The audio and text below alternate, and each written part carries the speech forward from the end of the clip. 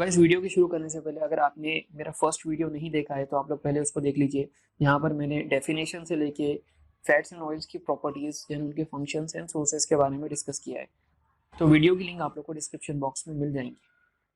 तो जैसा मैंने आप लोग को बोला था कि जो रिएक्शंस हम लोग ने अभी तक पढ़े हैं फैट्स एंड ऑयल्स की, कि fats and oils as such atmosphere में सेम बिहेव नहीं करते। अगर वो फ्रेश है तो थोड़े टाइम बाद वो डिग्रेड हो सकते। अगर वो एक्सपोज हो रहे हैं एयर को या तो फिर माइक्रोबियल अटैक हो रहा है तो या तो ऑक्सीडाइज हो जाएंगे या हाइड्रोलाइज हो जाएंगे।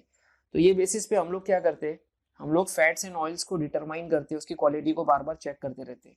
तो यहाँ पर कुछ इंपॉर्टेंट पैरामीटर्स है, टेस्ट है, जिसको हम लोग अगर फॉलो करें तो हम लोग को फैट्स एंड ऑयल्स की पहचान होती रहती है। यहाँ पर इंपॉर्टेंट टेस्ट हमारे सामने है determination of acid value, then saponification value, then iodine value, iodine number. तो ये सारे मेथड्स में हम लोग क्या करते हैं कि कुछ ना कुछ टाइट्रेशन हम लोग परफॉर्म करते हैं और हम लोग को मालूम पड़ता है कि कैसी अभी फिलहाल क्वालिटी हमारे फैट्स और ऑयल्स की है। तो सबसे पहला इंपॉर्टेंट मेथड यहाँ पर है एसिड नंबर, और जिसको हम लोग एसिड वैल्यू भी बोल सकते हैं, हम लोग इसको न्यूट्रलाइजेशन नंबर भी बोल सकते हैं। तो इसकी डेफिनेशन क्या है? It is defined as the number of mg of KOH required to completely neutralize free fatty acids present in 1 gram of fat or oil। तो यहाँ पर हम लोग क्यों कर रहे हैं? इसके पीछे मेन रीजन ये है कि हम लोग को चेक करना है कि हमारे फैट या ऑयल में फ्री फैटी एसिड्स है। आप लोग रिएक्शन में देख रहे हैं, यहाँ पर एक फैट है आपके सामने और हम लोग ने एक एक्वियस NaOH सॉल्यूशन लिया है यहाँ पर एज ए बेस। तो यहाँ पर हम लोग NaOH या KOH दोनों भी यूज़ कर सकते हैं। और फाइनली हुआ क्या है कि सोडियम सॉल्ट बन गया है उसका। इसी को हम लोग सोप सॉल्यूशन बोलते हैं ना, हम लोग ने पढ़ा भी है ऊपर। तो यही चीज़ होने वाली है रिएक्शन में। प्रिंसिपल क्या है रिएक्शन का? It is determined by directly titrating the oil fat in an alcoholic medium against standard potassium hydroxide और sodium hydroxide solution। तो हम लोग बेसिकली एक टाइट्रेशन परफॉर्म करेंगे। यहाँ पर हम लोग ब्यूरेट में बेस लेंगे, इधर हम लोग KOH का सॉल्यूशन ले या सोडियम हाइड्रोक्साइड का सॉल्यूशन ले, और हम लोग जो नीचे कोनिकल फ्लास्क होंगी उसमें हम लोग 10 ग्राम हमारा सैंपल ले लेंगे फैट्स या ऑयल्स, और उसमें हम लोग 50 ml डालेंगे एक सॉल्वेंट। तो सॉल्वेंट हम लोग क्या डालेंगे, वो मिक्सचर रहेगा हमारा। तो सॉल्वेंट हम लोग जो यूज करेंगे it is a mixture of alcohol and ether. तो यहाँ पर हम लोग अल्कोहल और ईथर का मिक्सचर बनाएंगे, 50 ml उसको यूज करेंगे। उसमें हम लोग एक इंडिकेटर यूज करेंगे फिनोक्सिलिन, और बेसिकली एक एसिड बेस रिएक्शन होगी ये, जिसमें हम लोग ये इंडिकेटर यूज करते हैं। और जैसे ही हमारा टाइट्रेशन कंप्लीट होगा हम लोग को कलर चेंज दिखेगा, और वो रीडिंग को हम लोग नोट डाउन कर लेंगे और उसको हम लोग ये फॉर्मूले में पुटअप करेंगे। तो फॉर्मूला क्या है एसिड वैल्यू का? Acid value equals to 5.61 into n divided by W, where n is burette reading and W is the sample weight। तो फॉर्मूले में पुटअप करने के बाद में जो भी हम लोग को वैल्यू मिलेंगी उसको हम लोग थोड़ा सा इंडिकेशन हमारे सामने रहेगा वो कि वैल्यू क्या आई है, ज़्यादा आई है, कम आई है, और उससे हम लोग प्रेडिक्ट करेंगे कि कितना फ्री फैटी एसिड वहाँ पर रिलीज हुआ है। और यहाँ पर ये बोला जाता है कि अगर ज़्यादा एसिड नंबर है तो वो जो ऑयल रहेगा वो अनसेफ रहेगा ह्यूमन कंजप्शन के लिए। यूज़ करें एक इंडिकेशन है हमारे सेफ्टी के लिए कि हम लोग को देखना है कि बाबा फिलहाल उसका डिकम्पोजिशन कितना हुआ है। Then second important qualitative analysis हमारे सामने है सैपोनिफिकेशन नंबर। इसका सिनोनिम है सैपोनिफिकेशन वैल्यू या कोटेस्टॉर्फर नंबर। तो यहाँ पर इसकी डेफिनेशन है it is the number of mg of KOH required to saponify 1 gram of fat और ऑयल। तो यहाँ पर एक चीज पे ज्यादा फोकस किया गया है कि यहाँ पर सैपोनिफाई लिखा है, नॉट न्यूट्रलाइज लिखा है। तो यहाँ पर डेफिनेशन आप लोग थोड़ी सी ध्यान में रखेंगे। It is the number of mg of KOH required to saponify 1 gram of fat और ऑयल। ये डिफरेंस है दोनों वैल्यूज में। Then why we are using this number? Saponification number is a measure of average molecular weight of fatty acids present.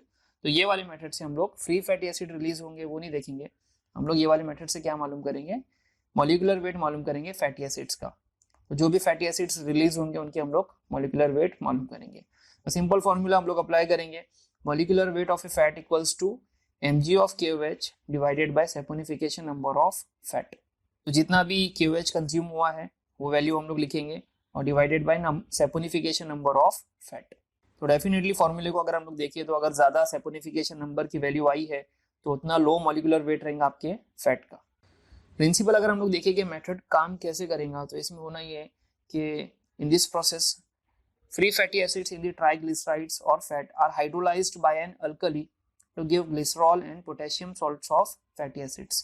Same चीज है कि यहाँ पर हाइड्रोलिसिस होने वाला है तो यहाँ पर एक डिफरेंस ये होगा फर्स्ट मेथड से, फर्स्ट मेथड में हम लोग ने ब्यूरेट में हम लोग ने यूज़ किया था अल्कली सॉल्यूशन KOH का सॉल्यूशन, और नीचे कोनिकल फ्लास्क में हमारा फैट था। इस मरतबा हम लोग क्या करेंगे, हम लोग सबसे पहले एक रिएक्शन परफॉर्म करेंगे। तो हम लोग इस मरतबा क्या करेंगे, हम लोग कोनिकल फ्लास्क में फैट सैंपल भी लेंगे और KOH सॉल्यूशन भी ले लेंगे, अल्कोहलिक KOH सॉल्यूशन, और दोनों को रिफ्लक्स करेंगे हम लोग कुछ टाइम के लिए। तो दोनों के बीच में रिएक्शन होगा, तो जो भी एसिड्स वहाँ पर रिलीज होंगे तो वो KOH से रिएक्शन करेंगे, और KOH वहाँ पर जो भी कंज्यूम हो जाएगा तो वो हम लोग नोट डाउन कर लेंगे। अब जो भी रिमेनिंग KOH बचा होगा तो उसको हम लोग टाइट्रेट करेंगे हमारे ब्यूरेट में। इस मरतबा होगा हमारा 0.5 मोलर हाइड्रोक्लोरिक एसिड सॉल्यूशन। तो अगेन एसिड बेस रिएक्शन होगी, और वो बेसिस पे हम लोग को मालूम पड़ेगा कि कितना KOH कंज्यूम हुआ है आपके फैट सैंपल से। तो इसके लिए हम लोग को 2 रीडिंग्स लेनी होगी। फर्स्ट रीडिंग में हम लोग को सैंपल यूज करना पड़ेगा फैट सैंपल, तो वहाँ पर एसिड रिलीज हुए होंगे और वो न्यूट्रलाइज हो जाएंगे आपके KOH सॉल्यूशन से। तो सपोज फर्स्ट वाले केस में मैं अगर फैट सैंपल ले रहा हूँ 10 ग्राम और मैं 20 ग्राम ले रहा हूँ, मेरा थोड़ा सा एक्सेस लूंगा, मैं 20 ग्राम ले रहा हूँ मेरा KOH सॉल्यूशन। तो दोनों के बीच में जब मैं दोनों को रिफ्लक्स करूंगा रिएक्शन होगी, और वहाँ पर सपोज 10 ग्राम फैट सैंपल से 10 ml आपका KOH सॉल्यूशन यूज हो गया। तो 10 ml जो रिमेनिंग बचा होगा वो रिएक्ट होगा आपके हाइड्रोक्लोरिक एसिड से, और सपोज कि 10 ml हाइड्रोक्लोरिक एसिड वहाँ पर कंज्यूम हो जाएगा उसको न्यूट्रलाइज करने के लिए। तो आपकी ब्यूरेट रीडिंग आएंगी 10 ml। अब नेक्स्ट वाली जो मैं टेस्ट परफॉर्म करूंगा उसमें मैं फैट सैंपल नहीं लूंगा। तो जो मैंने 10 ग्राम फैट सैंपल लिया था मैं उसको नहीं लूंगा, मैं डायरेक्टली लूंगा नीचे 20 ml मेरा KOH सॉल्यूशन, और उसको मैं टाइट्रेट करूंगा हाइड्रोक्लोरिक एसिड से। और इस मरतबा मुझे ज़्यादा अमाउंट लगेगा हाइड्रोक्लोरिक एसिड का उसको न्यूट्रलाइज करने के लिए। तो सपोज इस मरतबा मेरी ब्यूरेट रीडिंग आएंगी 20 ml। तो ये जो डिफरेंस है वो हम लोग नोट डाउन कर लेंगे दोनों रीडिंग के बीच में। तो एक रहेंगी बैक रीडिंग और दूसरी रहेंगी ब्लैंक रीडिंग। तो जो भी डिफरेंस आएगा वो मेरी रहेंगी एक्चुअल ब्यूरेट रीडिंग। तो उसको मैं पुट अप करूंगा फॉर्मूले में। फॉर्मूला क्या रहेगा, सेपोनिफिकेशन वैल्यू इक्वल्स टू, तो उसको मैं पुट अप करूंगा फॉर्मूले में, और फॉर्मूला रहेगा मेरा saponification value equals to 28.05 into burette reading divided by W। Burette reading इस मरतबा मेरी रहेंगी डिफरेंस दोनों रीडिंग का, W means weight of sample. तो ये रहेगा मेरा सेपोनिफिकेशन वैल्यू, और इसका सिग्निफिकेंस क्या रहेगा, इससे हम लोग क्या बेनिफिट है। So saponification value also indicates the length of carbon chain of the acid present in that particular oil और फैट। जो भी हम लोग ने मार्केट से लाया है ऑयल या फैट, तो उसमें कार्बन की चेन की लेंथ कितनी है, कौन सा वाला फैटी एसिड उसके अंदर है, ये हम लोग को मालूम पड़ जाएगा उसके मॉलिक्यूलर वेट से। Second thing, higher the saponification value means greater is the percentage of the short chain acids, बराबर है, present in the glycerides of the oil और फैट्स। तो ये चीज़ हम लोग को और समझ में आ जाएंगी। Then the magnitude of saponification value gives an idea about the average molecular weight of the fat or oil. Higher the molecular weight of the fat, the smaller is its saponification value. यहाँ पर बहुत ज़्यादा, तो ये second method है और इससे हम लोग को मॉलिक्यूलर वेट मालूम पड़ेगा हमारे फैटी एसिड का। Then next important qualitative analysis है आयोडीन नंबर। इसका सिनोनिम है iodine value. It is defined as the number of grams of iodine absorbed by 100 grams of fat, or is the number of grams of iodine that would added to carbon-carbon double bond present in 100 gram of a fat or oil. तो यहाँ पर नीचे आप लोग एक fat sample देख रहे हैं जहाँ पर कार्बन कार्बन की चेन है और एक डबल बॉन्ड भी है वहाँ पर, मतलब अनसैचुरेशन है। तो जैसे ही इसका ट्रीटमेंट होगा आयोडीन सॉल्यूशन से, तो आयोडीन वहाँ पर डबल बॉन्ड में जाके एब्जॉर्ब हो जाएगा और वो कंपाउंड सैचुरेटेड हो जाएगा। Now what is the principle behind this method. तो यहाँ पर what ever will be the oil और फैट सैंपल, हम लोग उसको लेंगे एक कोनिकल फ्लास्क में सपोज, और उसको एक सॉल्वेंट में हम लोग डिसॉल्व करेंगे। तो यहाँ पर हम लोग कार्बन टेट्राक्लोराइड लेंगे या हम लोग क्लोरोफॉर्म भी ले सकते हैं। Then it is treated with Wijs solution. Wijs solution क्या होता है, it is a solution of iodine monochloride in glacial acetic acid. तो जैसे ही दोनों के बीच में इंटरेक्शन होगा फैट सैंपल और आयोडीन मोनोक्लोराइड के बीच में, तो ये इंटरेक्शन होने के लिए हम लोग को 30 मिनट्स लगेंगे। हम लोग इसको इंक्यूबेशन के लिए रखेंगे, और जैसे ही 30 मिनट्स हो जाएंगे हम लोग ये सैंपल को निकालेंगे, और जितना एक्सेस आयोडीन मोनोक्लोराइड बचा होगा, मतलब जितना एब्जॉर्ब हो गया उसको छोड़ के जितना बचा है उसको हम लोग ट्रीट करेंगे पोटेशियम आयोडाइड से। अब हम लोग पोटेशियम आयोडाइड से ट्रीटमेंट इसलिए कर रहे हैं क्योंकि पोटेशियम आयोडाइड आयोडीन को लिबरेट करता है। एज सच हम लोग जो रिमेनिंग आयोडीन मोनोक्लोराइड है उसको डायरेक्टली टाइट्रेट नहीं कर सकते सोडियम थायोसल्फेट सॉल्यूशन से, हम लोग को उसको पहले लिबरेट करवाना पड़ेगा।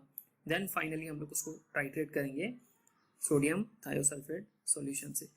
तो यहाँ पर हम लोग को मालूम है आयोडोमेट्रिक टाइट्रेशन की एग्जांपल है, तो यहाँ पर हम लोग को स्टार्च इंडिकेटर यूज करना पड़ता है एट दी एंड पॉइंट।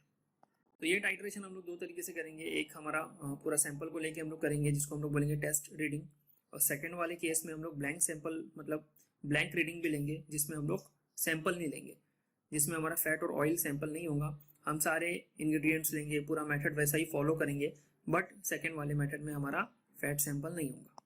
अब जैसे ही दोनों रीडिंग हमारे सामने आ जाएंगी तो हम लोग ये वैल्यूज़ को पुटअप करेंगे ये फॉर्मूले में। Formula is 1.269 b minus a divided by w। b minus a आपका डिफरेंस है, मतलब difference between blank reading and test reading. जो भी डिफरेंस आएगा वो हमारी ब्यूरेट रीडिंग होगी, and divided by w means weight of your sample means fat. Now what is the significance of this method? The iodine value is a measure of the amount of unsaturation or number of double bonds in a fat sample. Greater the number of carbon-carbon double bonds, higher is the iodine value. More is the unsaturation in lipids. जितने ज़्यादा double bonds होंगे definitely उतना ज़्यादा addition होगा iodine का, और iodine value उतनी बढ़ के आएंगी। जितना ज़्यादा अनसैचुरेशन आएगा आपके फैट में means it is more susceptible to rancidity, तो उसके डेंसिडिटी होने के चांसेस ज़्यादा रहेंगे, उसके ऑक्सीडेशन होने के, डिकम्पोजिशन होने के चांसेस ज़्यादा हो सकते हैं। So now next important method is ester value और ester number. It is the number of mg of KOH required to saponify the esters present in 1 gram of the substance. So ester value equals to saponification value minus acid value. तो ज़्यादा कुछ है नहीं इसमें, हम लोग ने already saponification value की है। सैपोनिफिकेशन वैल्यू से हम लोग को मालूम पड़ा था कि कितना हमारा, तो सैपोनिफिकेशन वैल्यू से हम लोग को मालूम पड़ा था कि क्या हमारा मॉलिक्यूलर वेट है हमारे फैट का, और एसिड वैल्यू से हम लोग को मालूम पड़ा था कि कितना फ्री एसिड्स प्रेजेंट है हमारे फैट सैंपल में। तो दोनों वैल्यूज़ का अगर हम लोग डिफरेंस निकाल लिए तो यहाँ से हम लोग को एस्टर वैल्यू मिल जाएंगी। मतलब ये कि एज सच हमारा फैट सैंपल हम लोग जब स्टोर करके रखते हैं तो उसमें डिग्रेडेशन होते रहते हैं, आइदर वो फ्री फैटी एसिड्स को रिलीज करेगा, तो एक वैल्यू हम लोग को वहाँ से मिल जाएंगी एसिड वैल्यू कि जितना भी रिलीज हुआ है उसको हम लोग न्यूट्रलाइज करेंगे बेस से, और वो जो वैल्यू निकलेंगी उसको हम लोग एसिड वैल्यू बोलेंगे।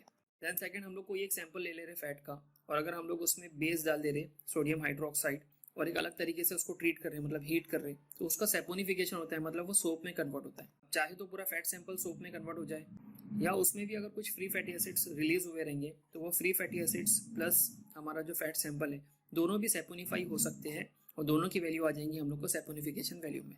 तो हम लोग क्या करेंगे, हम लोग हमारी सैपोनिफिकेशन वैल्यू में से माइनस कर देंगे हमारा एसिड वैल्यू, मतलब जो फ्री फैटी एसिड्स भी साथ में सैपोनिफाई हो गए थे, दोनों को जैसे ही हम लोग माइनस करेंगे तो हम लोग को निकल के आ जाएंगे एस्टर वैल्यू। मेथड क्या है, मेथड सेम है जो हम लोग ने सैपोनिफिकेशन वैल्यू में किया था। तो सिग्निफिकेंस क्या है वैल्यू का, the ester value shows the amount of alkali consumed in the saponification of esters and is possible to identify and differentiate the fats with this value. तो ये क्वालिटेटिव एनालिसिस भी हम लोग के लिए इंपॉर्टेंट है यहाँ पर। अब बढ़ते हैं हम लोग नेक्स्ट इंपॉर्टेंट मेथड की तरफ, that is the Reichert Meissl number, और इसका सिनोनिम है रिचर्ड मिसल वैल्यू, या हम लोग इसको शॉर्ट फॉर्म में बोल सकते हैं RM value. It is defined as the ml of KOH required to completely neutralize the soluble volatile fatty acids distilled from 5 gram of fat. RM value is useful in testing the purity of butter. तो सबसे पहले मैं बता देता हूँ कि RM value में होता क्या exactly. It is basically used to check the quality of milk fat. तो जैसे हमारे घरों में जो मिल्क फैट रखा होता है, सबसे बेसिक एग्जांपल उसकी होती है बटर। तो बटर में एग्जैक्टली क्या होता है, वो रेंसिड हो जाता है। रेंसिड होना मतलब ये है कि उसमें बहुत सारे वोलाटाइल फैटी एसिड्स जनरेट होने शुरू हो जाते हैं, जैसे कि ब्यूटारिक एसिड हो गया, कैप्रोइक एसिड हो गया, कैप्राइलिक एसिड हो गया। तो ये सारे वोलाटाइल फैटी एसिड्स जनरेट होने शुरू हो जाते हैं। कैसे होते हैं कि बटर अगर बहुत टाइम तक एक्सपोज हो रहा है और एयर ऑक्सीडेशन उसका हो रहा है, माइक्रोबियल अटैक हो रहा है, तो बेसिस पे उसके डिकम्पोजिशन होने शुरू हो जाते हैं। तो ये चीज़ चेक करने के लिए हम लोग आयरन वैल्यू को यूज़ करते हैं। Now butter has a R N number in the range of 25 to 30 while it is less than 1 for most of the other edible oils. Thus any adulteration of butter can be easily tested by this sensitive RM number. तो ये सब check करने के लिए हम लोग RM value को perform करेंगे। नाउ मैटर हम लोग परफॉर्म कैसे करेंगे, हम लोग सबसे पहले हम लोग का एक सैंपल लेंगे। सपोज मैं बटर ले रहा हूँ, तो बटर को हम लोग क्या करेंगे, हम लोग एक ग्लिसरॉल अल्कली सॉल्यूशन से उसको ट्रीट करेंगे। तो जैसे ही ये अल्कली सॉल्यूशन से हम लोग उसको ट्रीट करेंगे, उसका सैपोनिफिकेशन होगा। जैसे उसका सैपोनिफिकेशन हो जाएगा, हम लोग क्या करेंगे, उसको थोड़ा सा डाइल्यूट करेंगे वाटर से, जो भी हमारा सैपोनिफाइड कंपाउंड है उसको वाटर से डाइल्यूट करेंगे और एसिडिफाई करेंगे सल्फ्यूरिक एसिड से। जैसे ही हम लोग उसमें सल्फ्यूरिक एसिड डालेंगे, वहाँ से फ्री फैटी एसिड्स लिबरेट होने शुरू हो जाएंगे। अब जो भी एसिड्स लिबरेट हुए, हम लोग क्या करेंगे, स्टीम डिस्टिलेशन असेंबली लगाएंगे और उसको डिस्टिल्ड करेंगे। डिस्टिल करने से होगा क्या कि उसके वेपर्स साइड में आने शुरू हो जाएंगे और वेपर्स को हम लोग कंडेंस करेंगे और फाइनली इसको कलेक्ट करना शुरू कर देंगे। तो यहाँ पर क्या होगा, जो भी हम लोग को कंडेंसेट मिलेगा तो वो वाटरी सॉल्यूशन होगा। अब जो चीज़ उसमें डिजोल्व होंगी वो वाटर सोल्यूबल फैटी एसिड्स होंगे और जो उसमें डिजोल्व नहीं होंगे वो इनसोल्यूबल रहेंगे। तो हम लोग क्या करेंगे, इसको फिल्टर कर लेंगे और जो भी चीज़ फिल्टर पेपर से नीचे आ जाएंगी फिल्ट्रेट तो वो वाटर सोल्यूबल रहेंगी फैटी एसिड्स, और जो फिल्टर पेपर पे रह जाएंगी वो वाटर इनसोल्यूबल फैटी एसिड्स रहेंगे। तो जो भी बच गया नीचे और जो है हमारा फिल्ट्रेट उसको अगर हम लोग ले रहे तो उसको हम लोग बोलते हैं आरएम वैल्यू।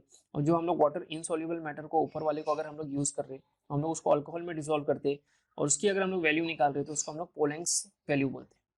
तो सेम हम लोग वो कंटेंट को टाइट्रेट करेंगे केओएच सॉल्यूशन से और कितना केओएच उसमें कंज्यूम हुआ है वो हम लोग नोट डाउन कर लेंगे।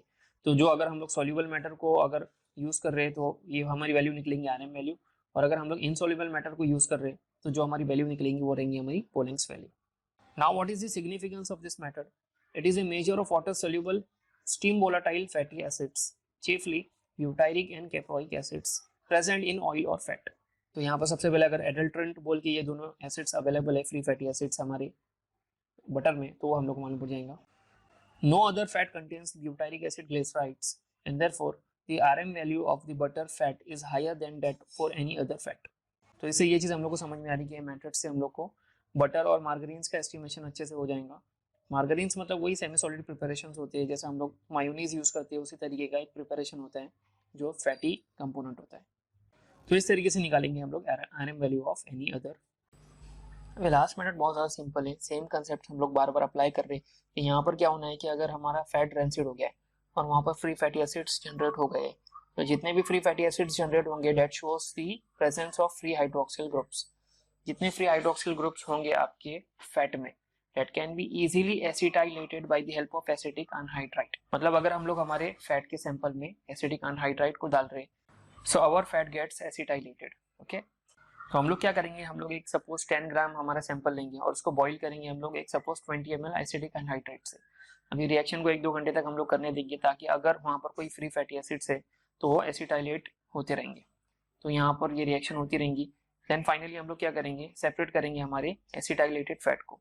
अब दो फैट हमारे पास में होंगे, एक रहेगा हमारा प्लेन फैट और दूसरा रहेगा एसिटाइलेटेड फैट। दोनों की भी हम लोग सैपोनिफिकेशन वैल्यू निकाल लेंगे और जो भी हमारी वैल्यू निकलेंगी उससे हम लोग को मालूम पड़ेगा कि कितना KOH कंज्यूम हुआ है दोनों से। तो जैसे ही हम लोग वैल्यू को पुट अप करेंगे फॉर्मूले में तो हम लोग को एसिटिल वैल्यू निकल के आ जाएंगे। So what is the significance of this method? By this method we can measure the number of hydroxyl groups present in the fat sample. Increased number of acetyl value indicates more amount of free fatty acids। समझ में आ रहा है हम लोग को कि जितना free fatty acids रहेंगे उतने हाइड्रोक्सिल ग्रुप्स होंगे वहाँ पर, और यही चीज़ मालूम पड़ेगी हम लोग को ये मेथड से।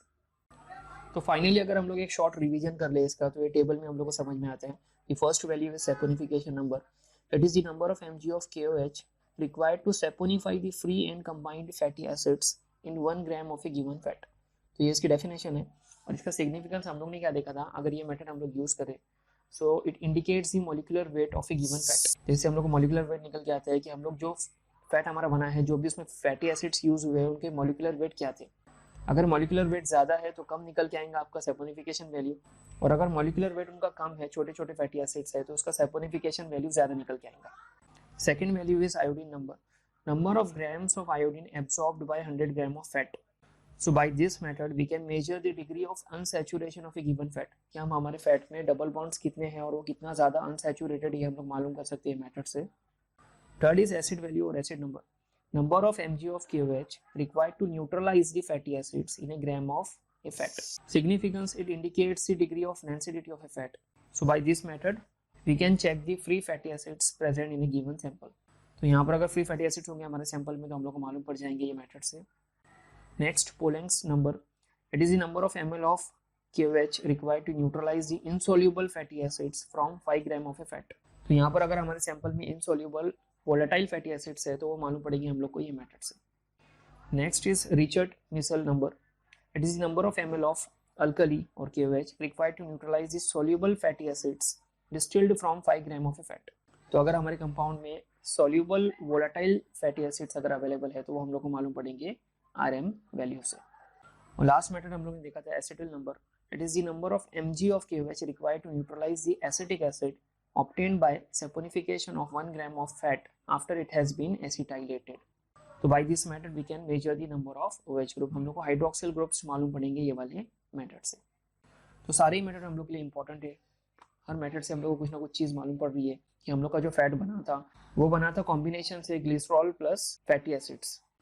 तो यहाँ पर कौन सा फैटी एसिड वहाँ पर यूज़ हुआ था, क्या वो सैचुरेटेड था, अनसैचुरेटेड था, उसका मॉलिक्यूलर वेट क्या था, हर चीज़ हम लोग को ये मेथड से मालूम पड़ते रहेंगी। और अगर जो भी फैट हमारा बन चुका है क्या वो डिग्रेड हो चुका है, क्या वहाँ पर कुछ फ्री फैटी एसिड्स रिलीज हुए हैं, हर चीज़ हम लोग को ये क्वालिटेटिव एनालिसिस से मालूम पड़ सकती है। तो फाइनली हम लोग ये कंक्लूड कर सकते हैं कि अगर हम लोग ये क्वालिटेटिव एनालिसिस परफॉर्म करते हैं तो हम लोग को हर टाइम हमारे फैट की क्वालिटी मालूम पड़ती रहेंगी। So guys, thank you so much for watching this video.